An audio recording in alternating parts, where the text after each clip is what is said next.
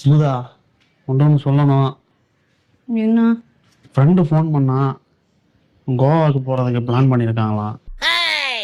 இல்லை நீ ஓகே சொன்னாதான். யார் போன்ல? என் ஃப்ரெண்டு தான் ஃபோன் பண்ணுறான்.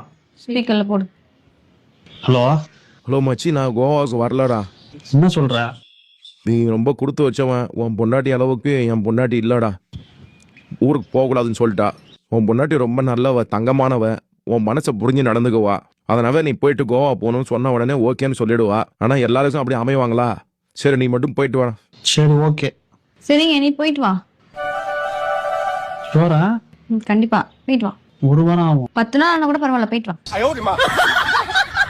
ஹலோ மச்சி, எங்கள் வீட்டில் ஓகே ஆயிடுச்சு. நீ உன் ஒய்ஃப் கிட்ட போயிட்டு சொல்லு, நான் உனக்கு ஃபோன் பண்ணி பேசுகிறேன்.